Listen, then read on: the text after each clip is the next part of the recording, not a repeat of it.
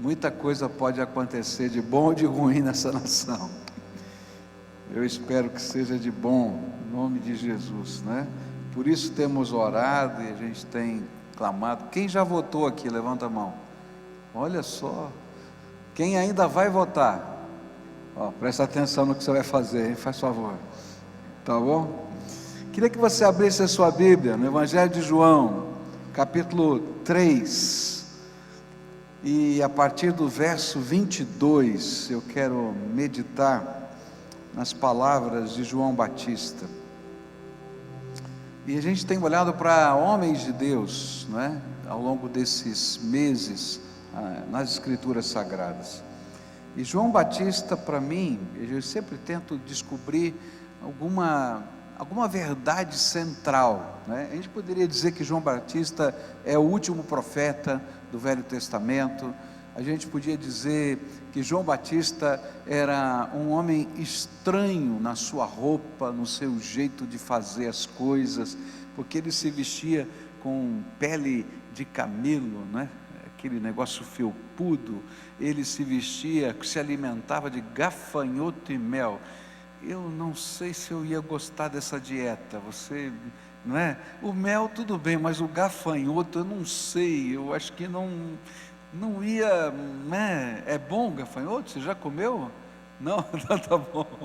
Olha, ele era um homem diferente. A gente poderia dizer, João Batista, um homem excêntrico. Mas quando eu estudo a palavra de Deus, eu vou descobrir que João Batista era um homem de princípios.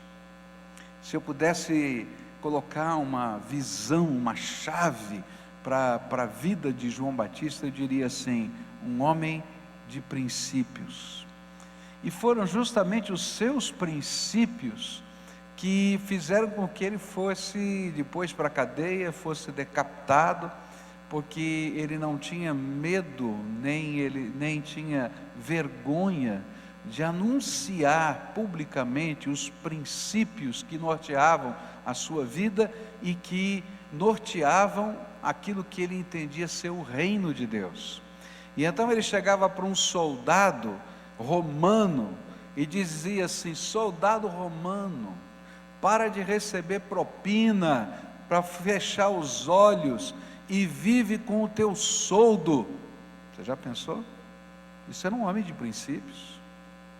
Ele chegava para o judeu e dizia assim: ó raça de víboras, porque vocês têm a lei, têm os profetas, mas não vivem nada do que está escrito. Está entendendo? Ele era um homem de princípios. Chegava para o rei e dizia assim: rei, você está em pecado, porque você roubou a tua cunhada do seu irmão. Para com isso, está tudo errado. E foram justamente essas posturas que fizeram com que muitos se arrependessem dos seus pecados, fossem batizados. Mas também foram estas posturas que o levaram para o calabouço. Então, se eu pudesse dar um título para João Batista, eu diria assim: um homem de princípios. E nessa manhã eu queria começar a olhar para alguns dos princípios que João Batista defendia com a sua própria vida, como um valor de vida, como um princípio de fé, como algo que não podia ser de qualquer maneira alienado de si mesmo. A palavra de Deus nos diz assim, João 3, a partir do verso 22. Depois disso, Jesus foi com os seus discípulos para a terra da Judéia, onde passou algum tempo com eles e batizava. E João também estava batizando em Enom, perto de Salim, porque havia ali muitas águas, e o povo vinha para ser batizado. E isto se deu antes de João ser preso. E surgiu uma discussão entre alguns discípulos de João e um certo judeu, a respeito da purificação cerimonial. Eles se dirigiram a João e lhe disseram: mestre, aquele homem que estava contigo no outro lado do Jordão, do qual testemunhaste, está batizando, e todos estão se dirigindo a ele. A isso João respondeu: uma pessoa só pode receber o que lhe é dado dos céus. Vocês mesmos são testemunhas de que eu disse: eu não sou o Cristo, mas sou aquele que foi enviado adiante dele. A noiva pertence ao noivo. O amigo que presta serviço ao noivo e que o atende e o ouve, enche-se de alegria quando ouve a voz do noivo. Esta é a minha alegria, que agora se completa. É necessário que ele cresça e que eu diminua. Aquele que vem do alto está acima de todos. Aquele que é da terra pertence à terra e fala como quem é da terra. E aquele que vem dos céus está acima de todos. Ele testifica o que tem visto e ouvido, mas ninguém aceita o seu testemunho. Aquele que o aceita confirma que Deus é verdadeiro, pois aquele que Deus enviou fala as palavras de Deus, porque ele dá o Espírito sem limitações. O Pai ama o Filho e entregou tudo em suas mãos. Quem crê no Filho tem a vida eterna. Já quem rejeita o Filho não verá a vida, mas a ira de Deus permanece sobre ele. Pai querido, em nome de Jesus, nós queremos pedir que o Senhor fale conosco nessa manhã. Que os valores, que os princípios que João Batista nos ensinou, que ele viveu, possam ser esclarecidos para nós, mas que não sejam apenas matéria da história, mas que seja, Senhor, valor e princípio do reino que nós abraçamos, que nós vivemos e que nós esperamos do Senhor construir em nós mesmos. É aquilo que oramos no nome de Jesus. Amém e amém. Quais eram os princípios que norteavam a vida de João Batista? É interessante porque ele vai anunciar alguns desses princípios, existem mais do que esses, mas ele vai anunciar num contexto interessante. Queria que você imaginasse a cena. Jesus foi até João Batista para ser batizado. E aí, quando ele chega lá, João Batista diz assim: eis aí o Cordeiro de Deus que tira o pecado do mundo. E quando ele chega e diz assim: olha, João Batista, eu quero que você me batize. Ele diz: quem sou eu para batizar o Senhor? Eu não sou digno sequer de tirar as correias das suas sandálias.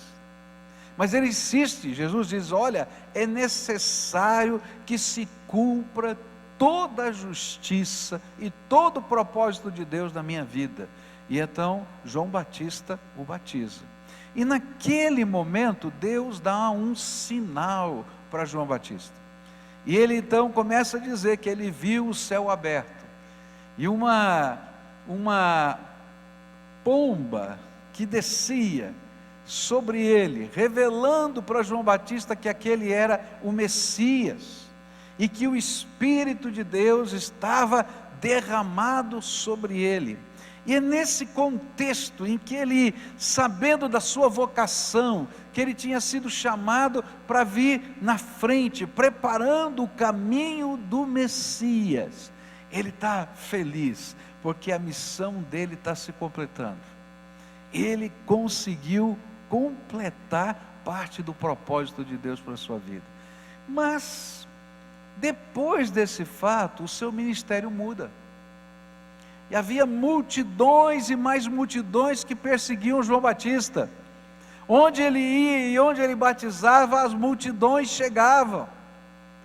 E começou a diminuir o número das multidões. E aí os discípulos de João Batista chegaram para ele e disseram assim: mestre, nós estamos com um problema. Olha, você lembra aquele homem que se apresentou aqui, batizou e tal? Está fazendo concorrência. E está ganhando a concorrência. Ele também está batizando ali do outro lado. E olha, as multidões estão indo para lá. Qual vai ser a estratégia de retomada? E é nesse contexto que valores profundos da alma são revelados para a gente. Sabe por quê?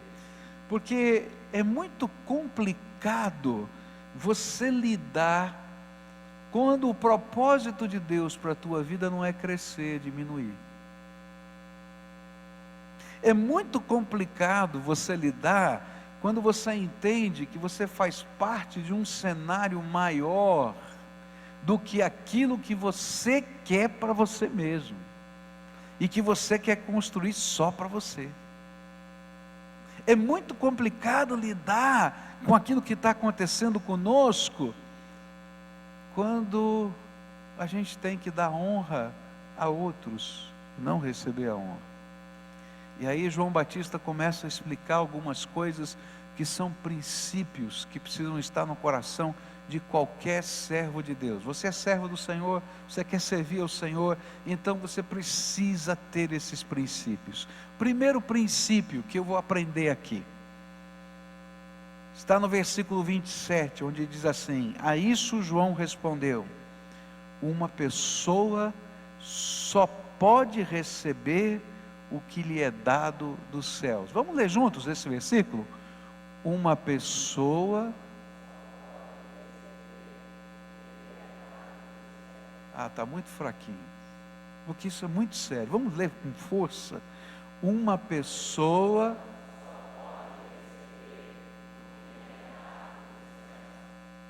ele olhou para os seus discípulos e disse assim: você ainda não entendeu? Você não está entendendo nada? Nós só podemos ter o que Deus nos dá. É o Senhor quem está no controle de tudo e todos. Foi assim antes, quando as multidões estavam aqui, mas é assim agora também. E sabe, queridos, isso não vale só para as multidões que estavam seguindo João Batista, ou seguindo Jesus. Isso vale para todas as áreas da vida de uma pessoa que teme e serve a Deus. Eu só posso ter o que o Senhor me dá. Mas quando eu olho para esse princípio, eu vou descobrir algumas coisas que esse princípio motiva a minha alma. Se eu só posso ter o que o Senhor me dá, então eu vou descobrir a necessidade e o poder da oração. Se você acredita que você pode fazer as coisas por você mesmo, você não precisa de Deus. A gente que diz assim: não, olha, se eu tiver saúde, não é? Eu me viro. Vira nada. Se Deus fechar a porta, você não consegue fazer nada. Não importa quantos títulos você tenha na parede, se as portas forem fechadas por Deus, você não consegue fazer nada, porque a palavra de Deus diz assim: a porta que eu abro, ninguém fecha, mas a porta que eu fecho, ninguém abre. Às vezes a gente diz assim: não, eu confio no meu taco. É legal a gente confiar na gente mesmo, mas o taco da gente está quebrado, é isso que a Bíblia está falando. Não funciona.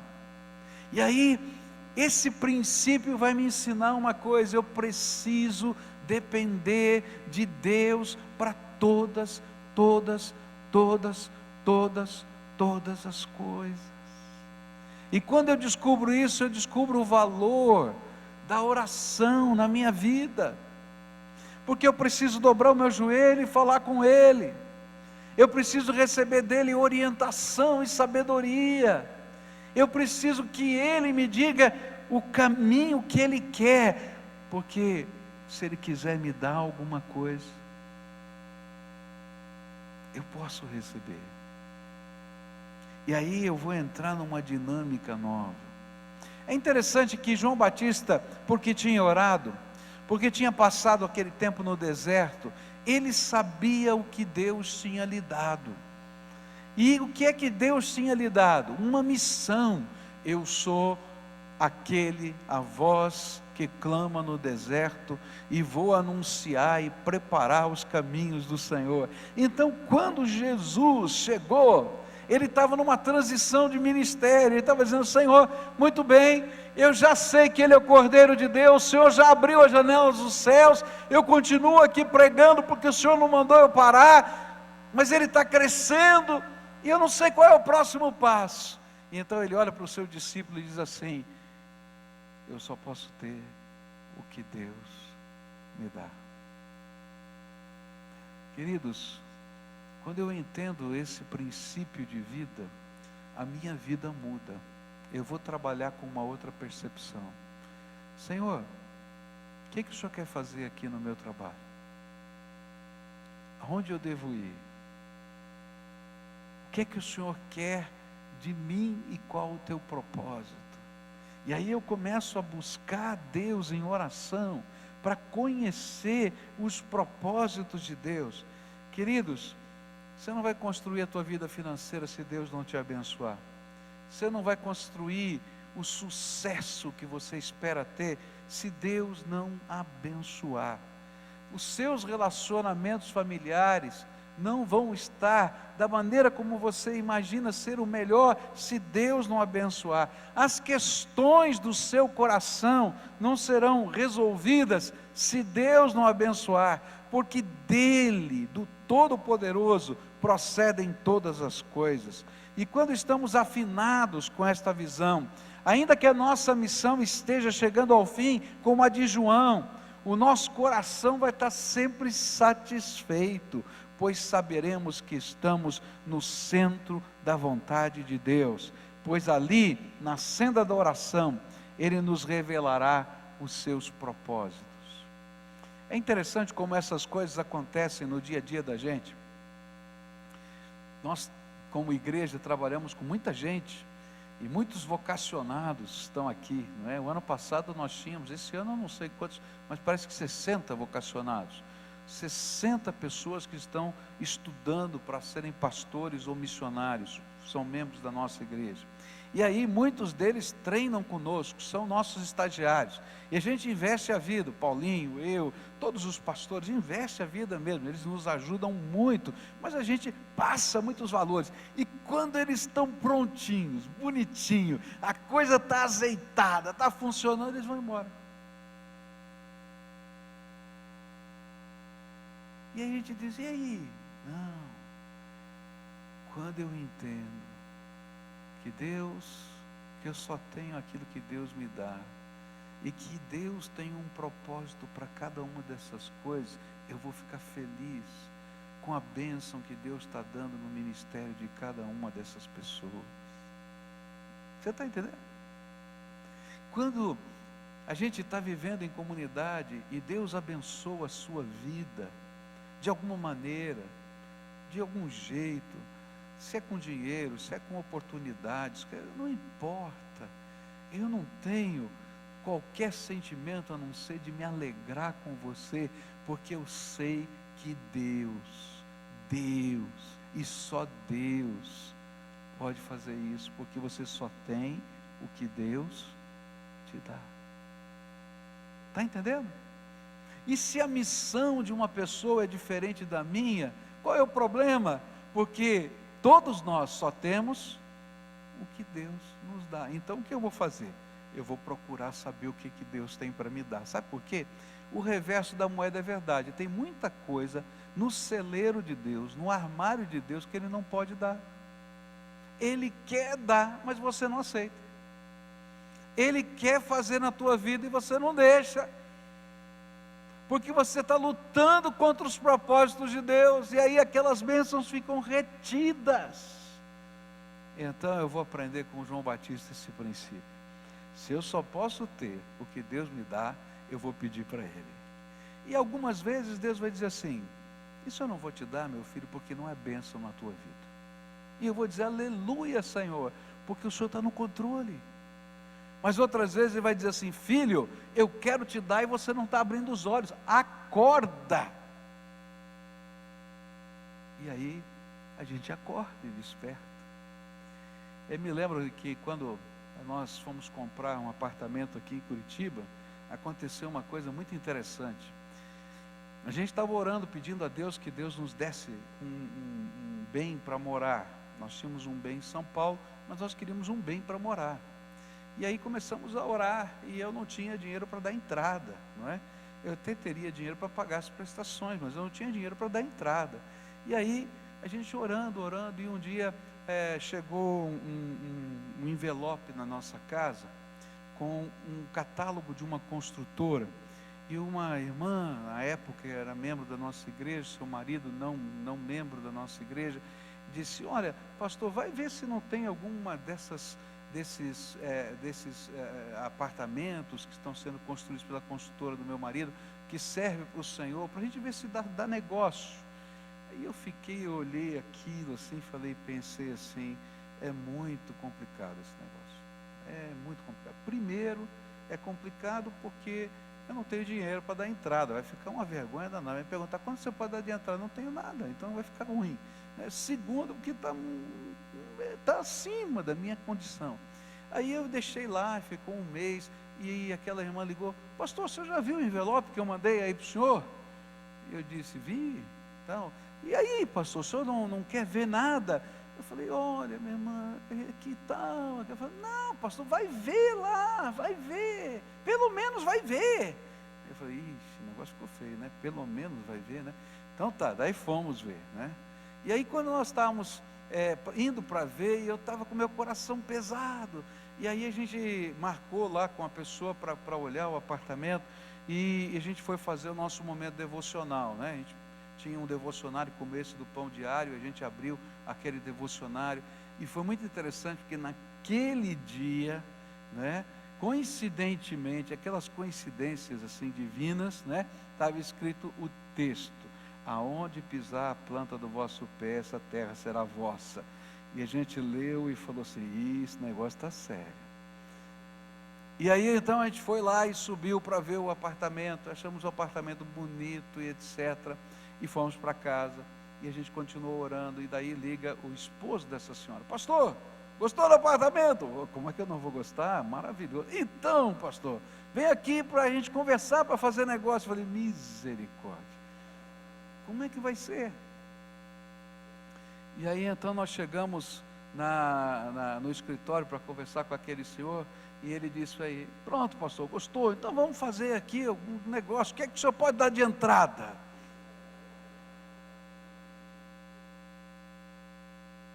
Eu falei: olha, eu vim aqui assim, constrangido, porque eu amei o apartamento, mas eu não tenho dinheiro para dar entrada, e não dá negócio sem entrada. Eu até posso fazer um financiamento, mas não dá, né? Mas pastor, o senhor não tem um carro? Eu falei: não tem. Como não tem carro? Não, é que é o carro que eu uso é da igreja. Ah, sei. E o senhor tem? Não tenho. O senhor, não tenho. Eu falei: não tenho.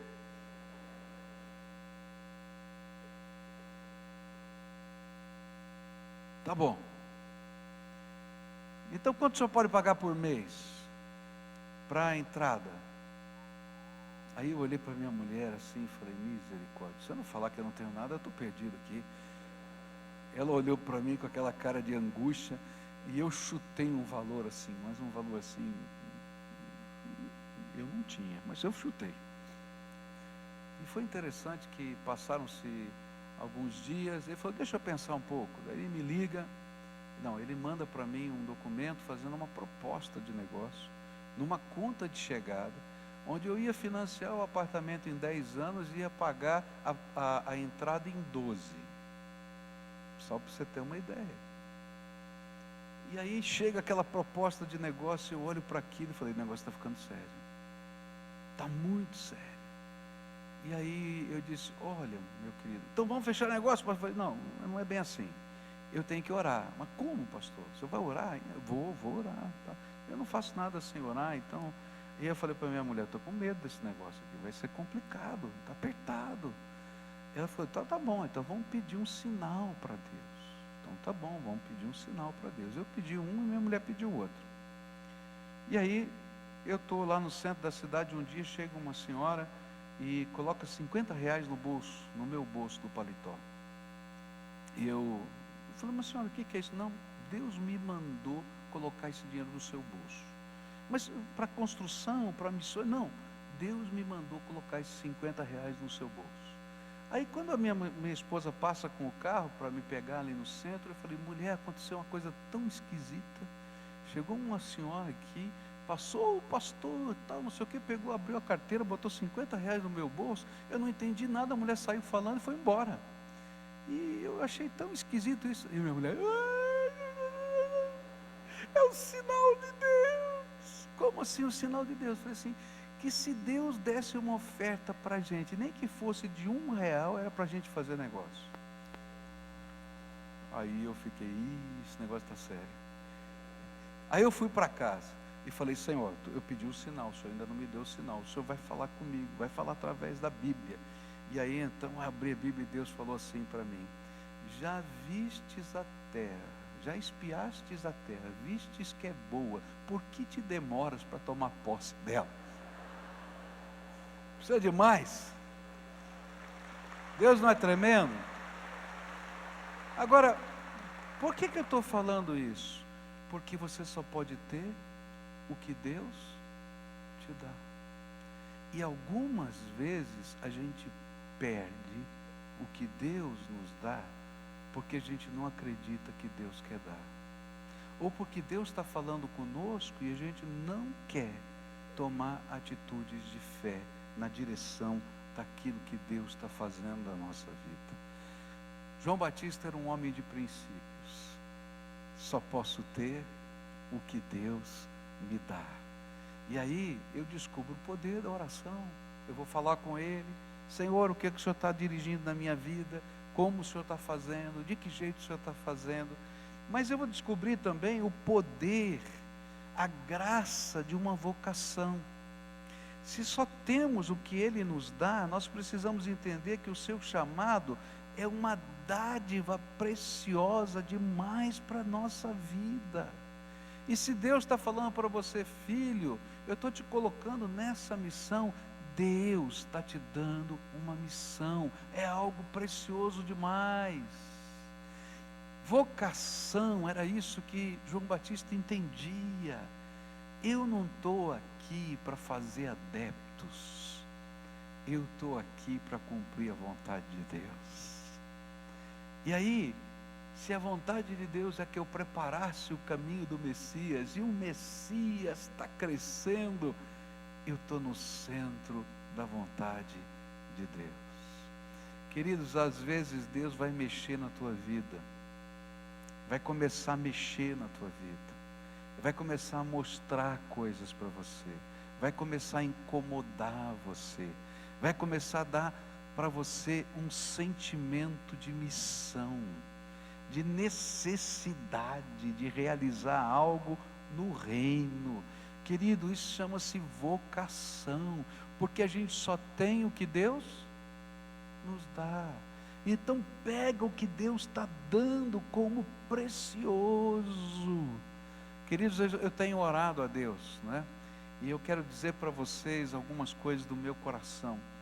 Eu tenho falado para vocês a respeito das 1000 células, mas outro dia eu estava orando e falei, Senhor, mas esse negócio é muito maluco, como é que vai ser? 1000 células, de que jeito? Ele falou assim, eu vou te mostrar algumas coisas nos próximos 10 anos que eu quero. E aí eu comecei a orar e escrevi no meu caderninho, não vou falar não, mas vou escrever no meu caderninho algumas coisas que Deus começou a mostrar. Queridos, esse negócio de 1000 células é fichinha. É fichinha. Por quê? Porque está lá no armário de Deus. E Ele vai derramar. E como é que Ele vai fazer isso? Ele vai começar a despertar a gente. Porque nós só podemos ter o que Deus nos dá. Tem alguns líderes de célula que às vezes ficam dizendo, pastor, a célula não está indo. Dobra o teu joelho e abre os teus olhos. Você começa a dobrar o teu joelho, pedir que Deus lhe mostre onde está o foco da missão, onde Deus está trabalhando. Você vai começar a enxergar, querido, porque está cheio de gente com fome de Deus nessa terra. E sabe o que está faltando? Trabalhadores para a seara. A Bíblia diz, rogai ao Senhor, né? Porque a seara está aí, na hora da colheita, o tempo é esse. tá? Mas que mande trabalhadores para a seara, porque são poucos os trabalhadores. Então nós só podemos ter o que Deus nos dá. Eu estou orando, Senhor, tira o sono. Se você perder o sono, é culpa minha. Estou orando, Senhor, desperta essa gente, acorda para enxergar o que o Senhor quer fazer, como o Senhor quer usar a vida, de que jeito vai ser. E queridos, quando a gente começa a orar assim, Deus começa a tocar no coração de um e de outro. A gente às vezes nem sabe quem a gente encontra no caminho, ou a gente encontra no corredor da igreja, eu não sei onde, porque eu só posso ter o que o Senhor me dá. E quando Deus nos dá um chamado e uma vocação, e a gente esconde esse chamado, a gente está perdendo. Essa semana eu estava conversando com um irmão querido a respeito disso, e ele está numa batalha com relação ao chamado de Deus, e eu falei, querido, Deus, você pediu sinais para Deus, pedi, Deus já te deu sinais, sim, então o que você está fazendo? Não, porque isso, falei, toma cuidado. Se Deus precisar tirar toda a comida da sua casa, para você entender que Ele te chamou, Ele tira toda a comida da sua casa, porque a gente está em rebeldia. Queridos, eu só posso ter o que Deus me dá. Então toma cuidado quando Deus estiver tocando o seu coração, vocacionando você, empurrando para frente, para que você tenha percepção, e você entenda que é algo precioso de Deus que está acontecendo. E quando eu vivo isso, eu tenho pressa. Eu tenho pressa. Porque há um princípio no reino de Deus tremendo. O princípio do reino de Deus é que se você estiver no centro da vontade de Deus, e você estiver cumprindo bem o ministério que Deus te deu, Ele vai acrescentar mais. A palavra de Deus diz isso na nossa vida.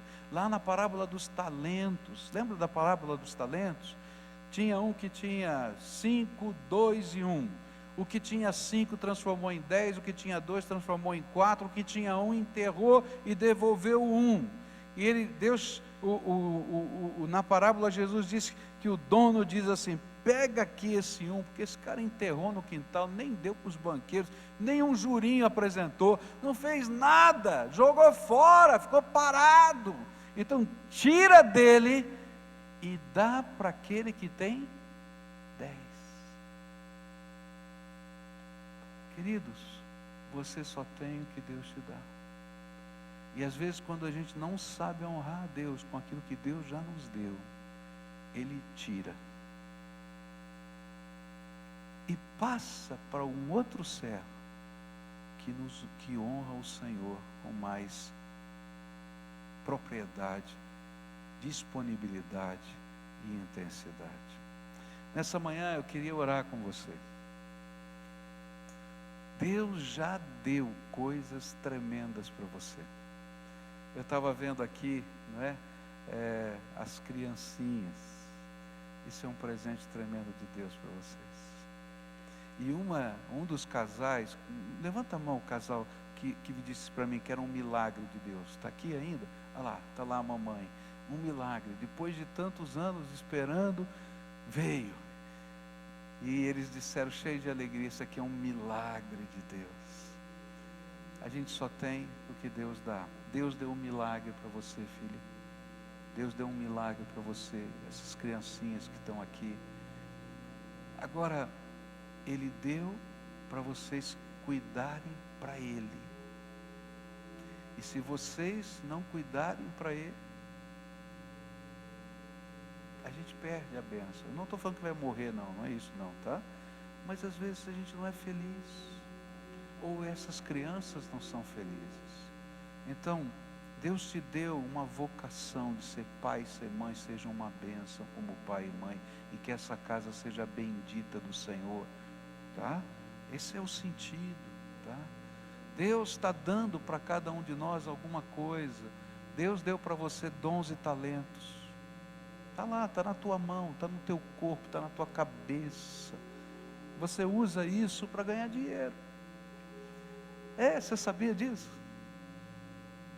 E aí Deus diz assim, tá bom, filho, mas faz algo mais para minha glória, porque eu estou te dando para você transformar isso em bênção nessa terra. Sabe, Deus te deu recursos, poucos ou muitos. A gente tem recursos. Se você está aqui, é porque algum recurso você tem. Está conseguindo comer, está conseguindo se vestir. Deus nunca prometeu que a gente vai ficar rico, não é? Eu não quero ser uma pessoa rica. Eu quero ser uma pessoa que esteja no centro da vontade de Deus. Porque eu só vou ter o que Deus me der. Agora, se eu não usar bem o que Deus me der também na área financeira, Ele tira. Você está entendendo o que eu estou falando? Se o meu coração é mesquinho, se o meu coração é vazio, porque às vezes a gente tem um coração vazio, fútil, tem gente fútil, tá? Deus vai dizer, não foi para isso que eu te dei, eu te dei para você ser uma bênção nessa terra. Como você vai ser uma bênção? Você vai dobrar o teu joelho e Ele vai te dar a vocação. Você está entendendo? É assim que funciona.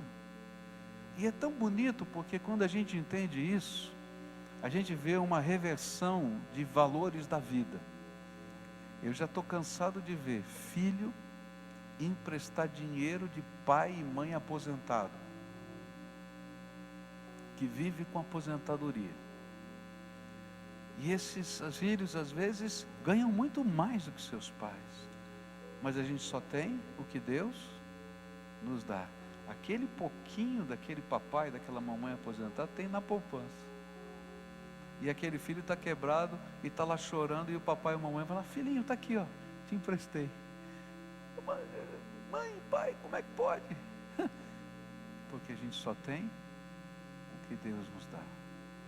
Guarda esse princípio no coração e busca de Deus o supridor da tua vida, tudo que você necessita, mas coloca na mão de Deus como vocação, aquele chamado dos dons, dos talentos.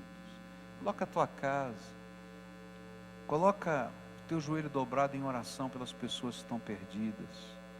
Coloca a tua vida. Eu quero ver as 1000 casas abertas, os 2000 líderes de célula, os 2000 discipuladores funcionando aqui, e eu vou ver muito mais do que isso, em nome de Jesus.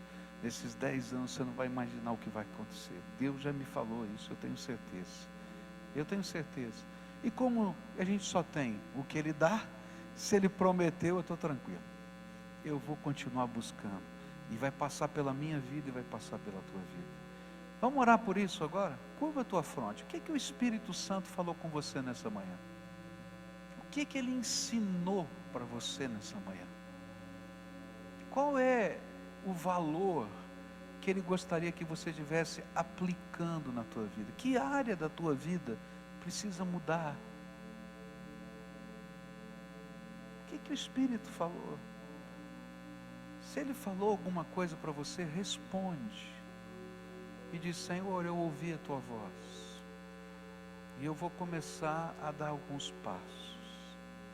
Agora, se tem alguma área da tua vida que está muito ruim, ora, porque você só tem o que Deus pode te dar. Então, Senhor, eu quero pedir a tua intervenção nessa área da minha vida, e eu quero entender o que o Senhor quer fazer. Então abre os meus olhos para que eu entenda. Senhor Jesus, é em teu nome que nós estamos orando aqui, estudando a tua palavra.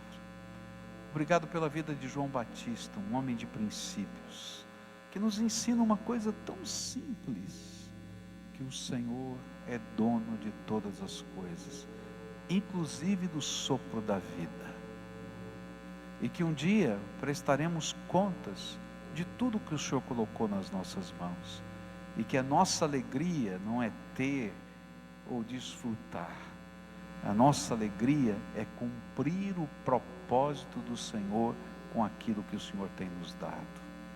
Porque se só tivermos a mente fixada em ter e desfrutar, o Senhor vai tirar. Escuta, Deus, o nosso clamor e abre os nossos olhos e usa a vida do teu povo para a tua glória. E agora, Senhor, que nos preparamos para celebrar a ceia do Senhor, fala conosco, ministra no nosso coração, toca nossa alma, e que ao beber do vinho e comer do pão, nós estejamos celebrando sim a morte e ressurreição do Senhor, mas celebrando o Senhor que é dono de todas as coisas, inclusive da nossa vida. É aquilo que oramos.